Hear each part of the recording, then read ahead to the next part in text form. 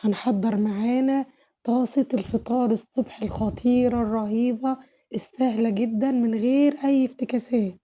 يالّا بينا نسمّي بالله ونصلّي على الرسول عليه أفضل الصلاة والسلام، وكل سنة وكل حبايبي ومتابعيني بخير وعيد سعيد عليكم. أول حاجة معايا أنا هاجيب طاسة وهاجيب قطعة كبيرة كده حلوة من اللي هي مقطّعاها مكعبات وآخدها كده تشويحة لحد ما الليّة بتاعتي بتنزّل السمنة بتاعتها، آخد بقى الحلويات بتاعتي وآخدها معاها كمان تشويحة لحد ما الحلويات تدخل في السِوَى شوية، أنزل معايا بقى بالكبدة البلدي المتقطّعة شرايح واشوّحها برضُك معاهم، ومعاها ربع كوباية من المَيّة وفلفل أسود وملح، بس هي ديّة الكبدة وبتاكلي أحلى طعم رهيب. أسيبها بقى لحد ما تستوي معايا والمَيّة تنشف معايا منها، استوت معايا وبقى شكلها خطير واستوت وبقت رهيبة. الأكل يا جماعة مش افتكاسة، الأكل بسيط جدًا ومش بكتر البهارات، ومش كل واحد بيعلّي على التاني بالبهارات الأكتر، بالعكس كتر ما البهارات بتزيد بتضيّع حلاوة وطعم الأكل اللي إحنا متعودين عليه. الأكل في بساطة ملح وفلفل أسمر